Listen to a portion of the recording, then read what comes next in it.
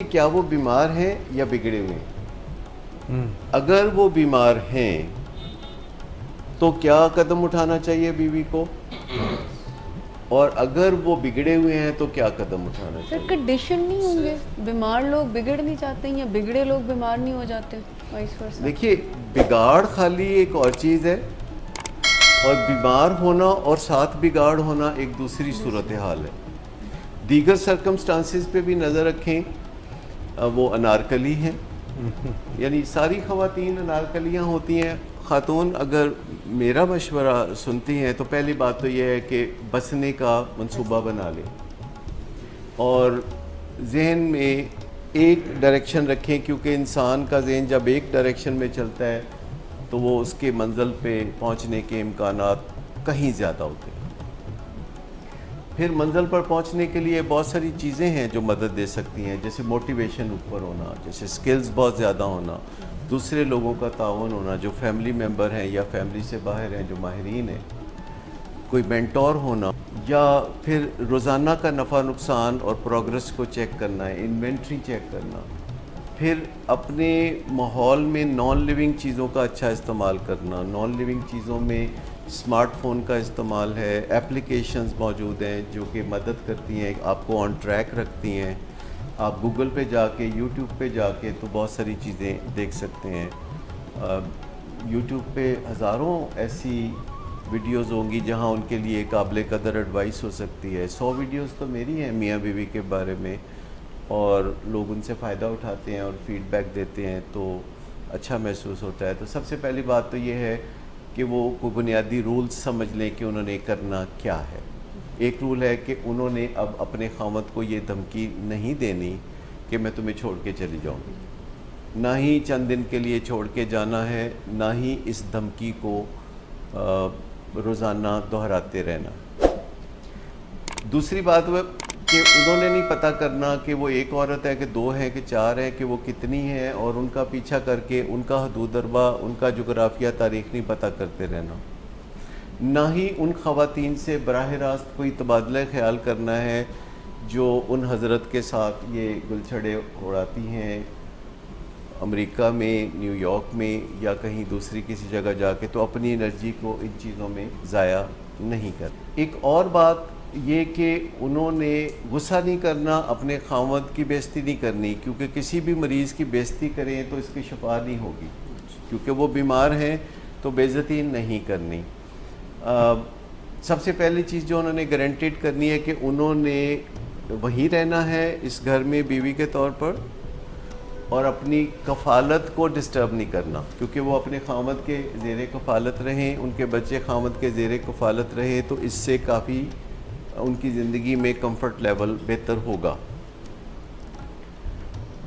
دوسری چیز یہ ہے کہ جب بھی وہ کوئی چیز دیکھیں خاوند میں اس قسم کی جو کہ پرومسکوٹی کے زمرے میں آتی ہے، یا اڈلٹری یا چیٹنگ کے زمرے میں آتی ہے، یا ڈرگز یا ورکہولزم کے زمرے میں آتی ہے، جب بھی کوئی چیز دیکھیں تو خاوند کو بتا دیں کہ انہوں نے یہ چیز دیکھی ہے جس میں 20 سیکنڈ لگنے چاہیے، اور ساتھ ہی انہیں چاہیے خاوند کو بتا دیں کہ انہیں بہت تکلیف ہوئی ہے، اور ساتھ ہی اس امید کا اظہار کریں کہ وہ انتظار کر رہی ہیں کہ ان کا خاوند علاج کے اندر آ جائے اور اپنے لیے مدد حاصل کرے۔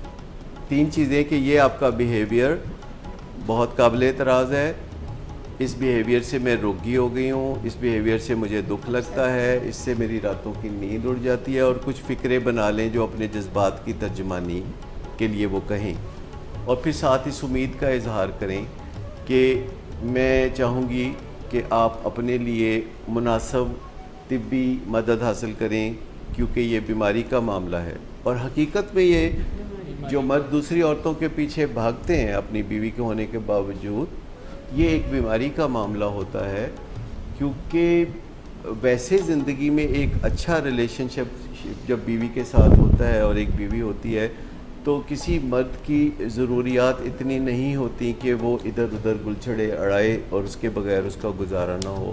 اور یہ زیادہ تر سمجھا جاتا ہے کہ سیکس وہ واحد ریزن ہے جس کے وجہ سے بندے خراب ہو کے باہر پھرتے ہیں، تو I am here to tell you کہ یہ سائنٹیفکلی بالکل پروو ہو چکا ہے کہ سیکس کا اس میں کوئی عمل دخل نہیں, یہ تو یا بندے میں کوئی بیماری ہے یا ان کے ریلیشن شپ میں کوئی بیماری ہے.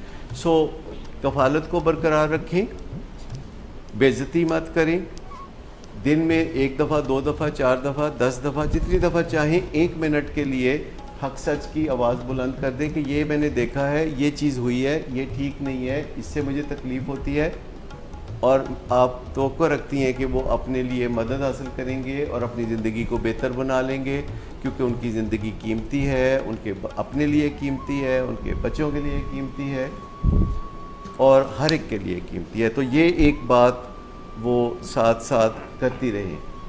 ایک اور چیز یہ ہے کہ ایسی جگہوں سے مشورے کبھی بھی نہ مانگیں کہ جو ایکسپرٹس نہیں ہیں, جیسے سہیلیاں, جیسے ماں باپ, جیسے عزیز و اقارب, اور ان کے ساتھ اس مسئلے کو ڈسکس کر کے تو مختلف کانٹراڈکٹنگ مشوروں میں پڑھ کے ان کو بہت بے چینی ہوگی.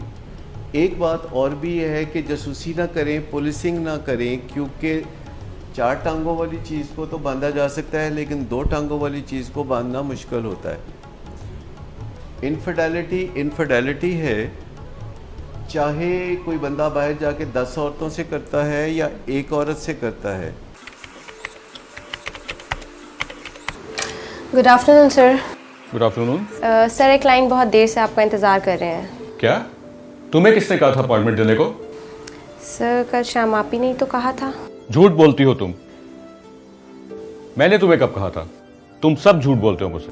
شراب نوشی کی وجہ کردار کی خرابی نہیں, موڈ کی خرابی ہے. شراب نوشی کبھی بھی نشے کی بیماری میں بدل سکتی ہے. نشے کی بیماری ہر سٹیج پر قابل علاج ہے. مدد حاصل کیجیے کیونکہ وہ ایسا نہیں کرے گا. ولنگ ویز سے مدد حاصل کیجیے, کہیں سے بھی مدد حاصل کیجیے, لیکن فوری مدد حاصل کیجیے. جس معجزے کے انتظار میں آپ نے بہت دیر کر دی اب وہ دستک دے رہا ہے. مدد حاصل کیجیے, مدد حاصل کیجیے, مدد حاصل کیجیے.